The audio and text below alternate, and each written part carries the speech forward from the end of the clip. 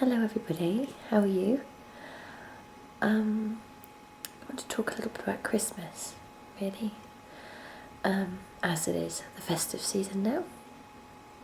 And I do like to sort of have my videos themed to what's going on.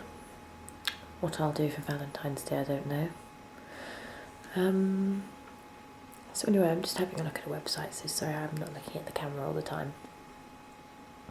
But I'm just having a look at a website about Christmas customs, and it's actually really quite interesting. My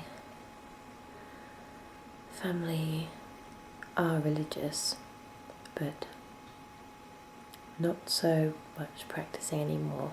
My grandmother would go to church every other day, and would often take us. I was also sent to Sunday school as a child, and we used to attend church every Sunday. But I don't know, I think after my grandmother died, my mum stopped. I have no personal beliefs as such. I'm not sure what I think about religion, but I think it sets good morals, so whatever, we don't need to be talking about religion, do we? We're going to talk about Christmas Day, which is partly, well, it's a lot religious, isn't it, but a lot of people these days don't see Christmas as a religious celebration at all. I certainly don't think about the origins of why we celebrate Christmas Day or Christmas. It is about the presents and the food, and since I've become an adult, the alcohol consumption, as in my family, Christmas Day drinking starts very early in the morning. Bucks Fizz, which is champagne and orange juice. It started about 10 o'clock in the morning. I'm usually in a coma on the sofa. If I've made it to the meal. If not, I'm asleep before the meal. But yeah, that's just how my family's celebrating. Although I think as I get older, I would like to, I don't know, I like the idea of sort of going to church, and I love nativity plays as well. If there was a nativity play in France where I am, I'd go to it, and that's kind of nice and religious. So anyway, the story of Christmas begins with the birth of Jesus in Bethlehem, obviously. We all know that. Many Christmas customs are based on the birth of Christ, such as giving presents because of the wise men who brought presents to baby Jesus. Yes, what was it? Frankincense, myrrh. I can't remember what the other one was. It's probably just gold. I don't know. Christmas carols based on Christ's birth and scenes from the birth, with figures of shepherds and wise men and animals surrounding baby Jesus. Now they do this in France actually, and it's a shame that I can't show you what they do. They do something, they create something which is called what they call a crèche. And in all the little Christmas markets here, I think it's a southern France thing. Provence, in fact, I'm not sure, maybe all of France do it, but I know that there's these specific sort of ways of doing it, but they have all the, and they're expensive, really expensive, these tiny little figurines. Like, obviously Jesus, the wise men, and Mary and Joseph, the innkeeper, the all animals and everything, and they create this massive sort of crèche, like a little mini scene in their house, and they get quite into it. I know that my ex's parents would put, like they had like houses that lit up, had lights inside and everything. And although I personally find it a bit tacky, it was really sweet, and I think it's a lovely little tradition to do. I think it's really cute. So yeah, so that's what that. But some of the ways people celebrate Christmas have nothing to do with Christ's birthday. Many of bits of older holidays have crept into Christmas. It wasn't until about 200 years after Christ's death that Christians even thought about celebrating his birth. No one knows the exact date of his birth, and it is believed that December the 25th was chosen to turn people away from celebrating other holidays in this time of the year. That's interesting. I didn't know that. I didn't know that at all. Saturnalia, I think that's how you say it, was the Roman holiday that they celebrated in December. It was a time of feasting and parties. Also, in Northern Europe, there was a holiday known as Yule. I know about Yule. They celebrated this holiday by making great fires, and then they would dance around the fires yelling for the winter to end. I quite like that. I think I'd like to do that now. It sounds a little bit pagan, but I think that sounds like great fun. So I suppose that would be like the Yule log. It's the dessert we eat at Christmas is actually something completely different. I'm sorry about the that was horrible. It was a moped. I'm now living in the centre of town, so I hope that wasn't too loud, because I know it's going to be. Yeah. As time went on, new customs crept into Christmas.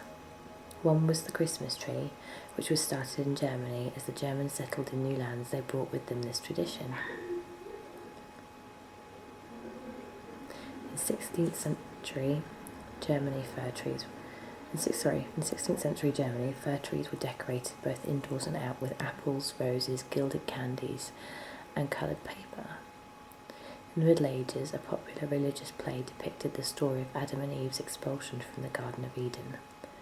A fir tree hung with apples was used to symbolise the Garden of Eden, the paradise tree. The play ended with the prophecy of the Saviour coming, and so was often performed during the Advent season. It is held that Protestant reformer Martin Luther first adorned trees with light. While coming home one December evening, the beauty of the stars shining through the branches of a fir inspired him to recreate the effect by placing candles on the branches of his small fir tree inside his home. That's quite cute. I've got lots of apples, as you can see, not real ones, on my tree, and sweets. Coloured paper now. And I certainly don't have candles on it either, because I'm pretty sure that would be a fire hazard. And we don't want to burn down my new apartment, do we? The Christmas tree was brought to England by Queen Victoria's husband, Prince Albert, from his native Germany. The famous illustrated news etching in 1848 featured the royal family of Victoria, Albert and their children gathered around a Christmas tree in Windsor Castle.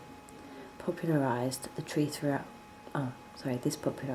throughout Victorian England, brought to America by the Pennsylvania Germans in the late 19th century. That's quite interesting.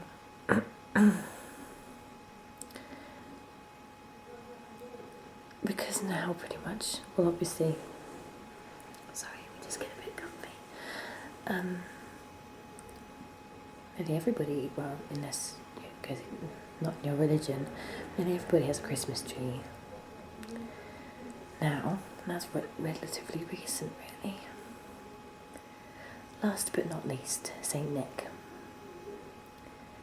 It's the thing we're going to touch on now.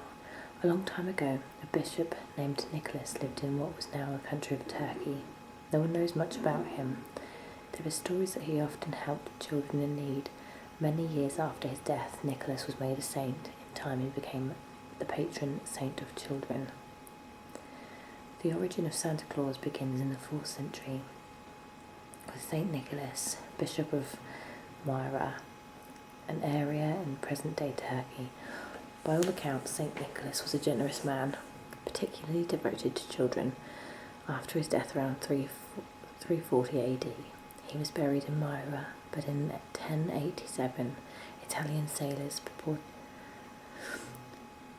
purportedly stole his remains and removed them to Bari, Italy, greatly increasing St. Nicholas' popularity throughout Europe.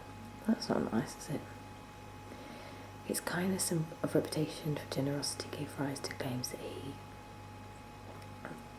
that he could perform miracles, and devotion to him increased. St. Nicholas became the patron saint of Russia, where he was known by his red cape, flowing white beard, and bishop's badge. Okay. In Greece, he's patron of saint of sailors. In France, he was the patron of lawyers. How odd. And in Belgium, the patron of children and travellers. Thousands of churches across Europe were dedicated to him, and sometime around the 12th century, an artificial church holiday was created in his honour. The feast of St. Nicholas was celebrated December 6th, and the day was marked by gift-giving and charity. That's quite odd, isn't it? Like, if it was Mother Teresa, probably be the only sort of one, but I can't think of anybody else who, there are other people that do so much for charity. The Gates family, although they can spare a bit, and they won't be made saints, and so we won't be hanging pictures of Bill Gates in our house and having a holiday celebrating his memory in the future. It's nice though.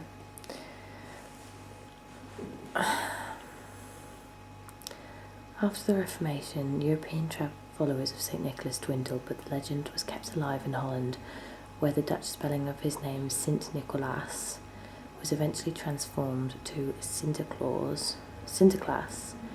Dutch children would leave their wooden shoes by the fireplace, and Sinterklaas would reward good children by placing treats in their shoes.